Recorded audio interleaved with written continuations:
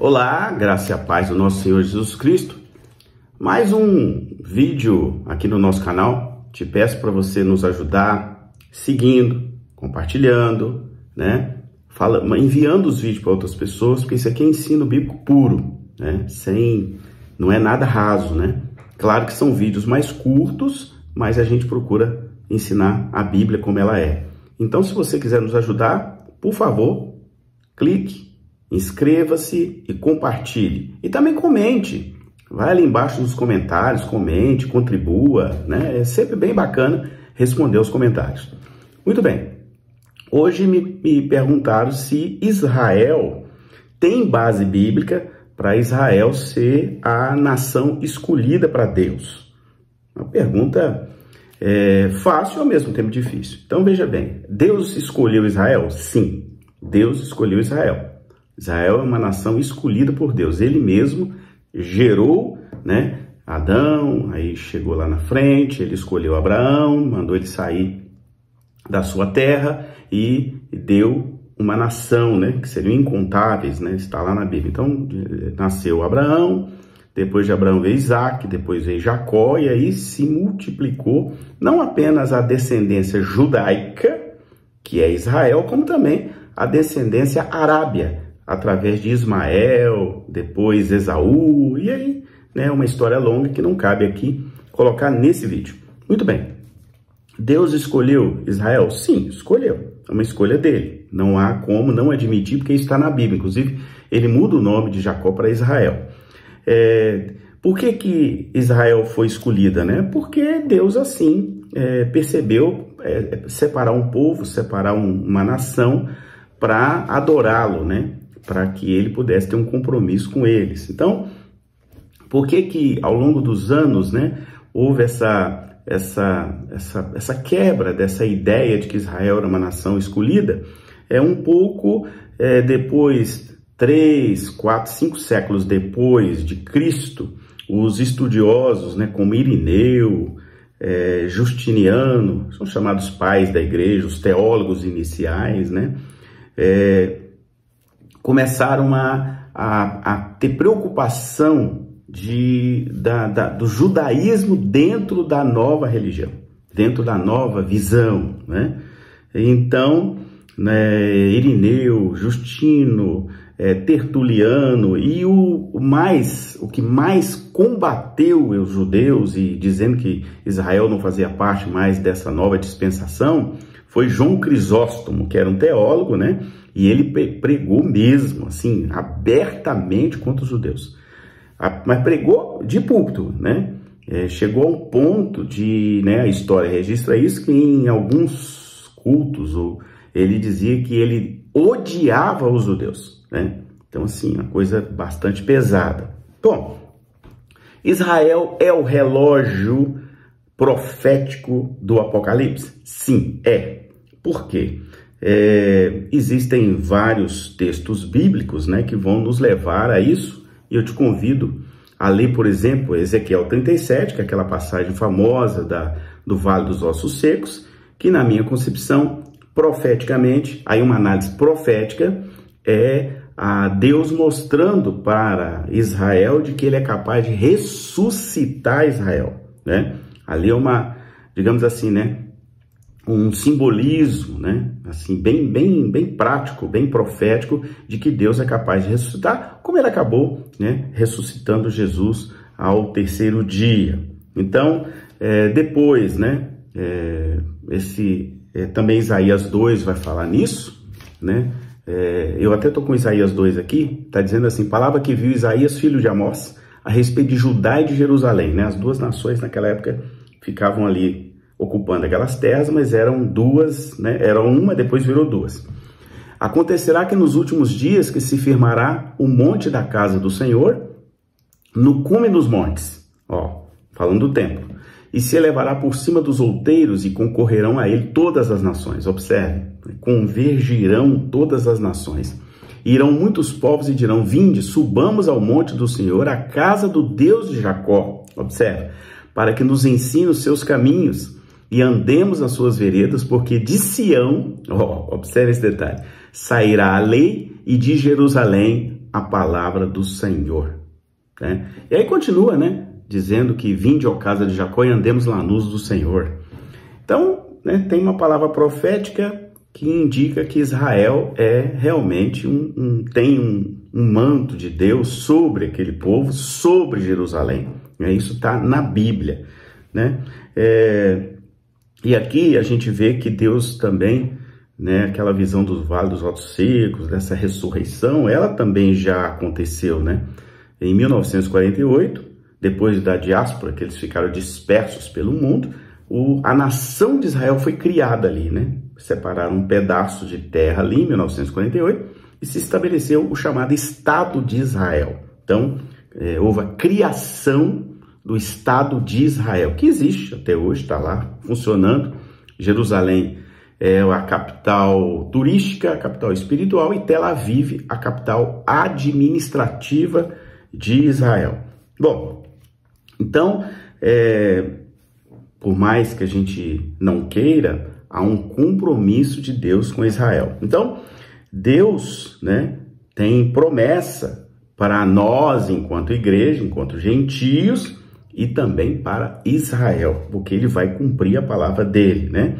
Então, nós gentios, nós não somos nota de rodapé, não. A gente não é terceira via, nem fazemos parte de um submundo teológico quando se fala de Israel. Não, nós somos, né, povo. E eu vou provar biblicamente, porque Deus tem promessa com Israel, mas tem promessa conosco também por causa de Cristo Jesus, tá? E veja bem, eu vou pegar aqui Romanos 11, vamos pegar aqui que é importante, Romanos, tô pegando aqui, Romanos 11:2 vai dizer assim: Deus não rejeitou o seu povo que antes conheceu. Ou não sabeis o que a Escritura diz de Elias, como fala Deus contra Israel? Então, observe esse detalhe: Deus não rejeitou o seu povo. Então, aqui já é Paulo, o apóstolo Paulo, depois, né, de Jesus falando isso, que Deus não rejeitou Israel. Então, a Bíblia está dizendo de maneira clara. Se você pegar um outro texto de Amós, capítulo 9, versos 14 e 15, Amós 9, 14 e 15 vai dizer assim: E trarei do cativeiro meu povo Israel, e eles reedificarão as cidades assoladas, e nelas habitarão, e plantarão vinhas, e beberão o seu vinho, e farão pomares, e lhes comerão o fruto. E plantá-los-ei na sua terra, e não serão mais arrancados da sua terra que lhes dei, diz o Senhor teu Deus. Pronto, mais um profeta, Amós, dizendo de maneira clara de que Israel é um povo separado, escolhido por Deus. Então, é uma palavra profética. Se você pegar Apocalipse, né, Apocalipse 11, verso 2, também vai falar uma coisa interessante aqui. Vai dizer assim: Contudo, não considereis o pátio exterior, não tome suas medidas, pois ele foi entregue aos que não são judeus. Foi entregue aos que não são judeus. Então, o que quer dizer isso, fazendo uma análise reversa? Entregaram algo que não pertence a outro, que pertence aos judeus. Quem é os judeus? O povo de Deus. Então, e eles pisaram a cidade santa durante 42 meses. Está lá em Apocalipse 11, verso 2. Aqui eu estou usando esse texto não para explicar esse texto, mas para explicar de que Deus realmente tem um compromisso com o povo dele, que são, aliás, os judeus, tá? Também, se você pegar um texto que está em Efésios, e eu vou terminar a nossa live com esse texto de Efésios, Efésios 2, nós vamos pegar do verso 11 até o 22, para a gente quebrar de vez essa história de que Israel não faz parte dessa questão de ser relógio espiritual, de ser realmente uma nação profética. Então vamos lá, olha o que Paulo, escrevendo à igreja de Éfeso, vai dizer aqui em Efésios 2, a partir do verso 11. Eu vou ler. Portanto, lembrai-vos de vós, que vós, no outro tempo, ereis gentios na carne, e chamados incircuncisão pelos que na carne se chamam circuncisão feita pela mão de homens, que naquele tempo estáveis sem Cristo, separados da comunidade de Israel. Observe esse detalhe. Separados da comunidade de Israel, estranhos à aliança da promessa, não tendo esperança e sem Deus no mundo. Guarda bem isso. Sem Deus, sem esperança e separados da aliança da promessa. E aí ele cita Israel aqui. Mas agora, aí lá no verso 13, ó, o que diz? Mas agora, em Cristo Jesus, vós que estáveis longe, já pelo sangue de Jesus chegaste perto. Porque ele é a nossa paz, o qual de ambos os povos fez um. Eu vou repetir esse ponto aqui. O qual de ambos os povos fez um. Então ele está falando de gentios e de Israel. E derrubando a parede de separação que estava no meio. Aí ele continua, né, dizendo, ó, no 15, na sua carne desfez a inimizade, isto é, a lei dos mandamentos que consistia em ordenanças para criar em si mesmo, Jesus aí, dos dois, um novo homem fazendo a paz. E pela cruz reconciliar ambos, aí ele está falando os povos, com Deus em um só corpo, matando com ela as inimizades. E vindo, ele evangelizou a paz a vós que estáveis longe, falando de nós, e aos que estavam perto, falando dos judeus. Porque ele, ambos, temos acesso ao Pai em um mesmo Espírito. Ó, assim que já não sois estrangeiros, nem forasteiros, mas concidadãos dos santos e da família de Deus. Percebe o detalhe? E aí ele continua, edificado sobre o fundamento dos apóstolos e dos profetas, olha aí, os profetas. O profeta está lá no Antigo Testamento. De que Jesus Cristo é a principal pedra de esquina, no qual todo edifício bem ajustado cresce para o templo santo no Senhor, no qual também vós juntamente sois edificados para a morada de Deus em espírito. Percebeu? Então, eu vou contestar a palavra. Aí eu vou dizer que Israel não faz parte de nada. O que eu defendo é que nós precisamos ter uma visão equilibrada. Eu não posso judaizar a minha igreja. Não. Jesus nunca pediu isso, né? Mas eu também não posso dizer de que agora tudo que é do judeu eu rejeito. Não rejeito a Torá, que ela não presta. Eu rejeito alguns paramentos que nem é da religião judaica, que é lá do Antigo Testamento, ou algumas coisas que é do Antigo Testamento, porque né, Jesus veio e acabou tudo. E você está completamente enganado, né? Deus é o Deus de ontem, o Deus de hoje, o Deus de sempre. Então, quem criou todas as coisas foi Deus. Ele estabeleceu o Antigo Testamento, estabeleceu o Novo Testamento. Então, o que eu quero dizer para fechar é, Jesus Cristo é a expressão.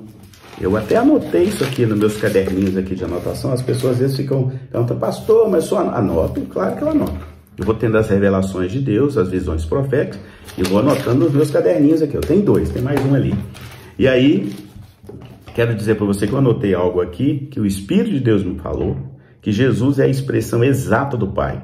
Não é mais uma nuvem, não é mais um fogo, como era lá no deserto, nem é a sarça ardente que apareceu para Moisés, para revelar para Moisés, né? Agora ele é Deus conosco, tá? A Shekhinah de Deus está agora em nós, através de quem? De Jesus, porque ele é o Deus homem, tornando homens, né? Estou falando homens no sentido do ser humano, filhos de Deus, através do sacrifício vicário da cruz. Toma isso para a tua vida, recebe essa bênção e fique tranquilo. Israel é o relógio profético, apocalíptico de Deus, porque Deus tem compromisso com aquela nação. Tem conosco, mas tem com eles também. Em nome de Jesus. Um grande abraço.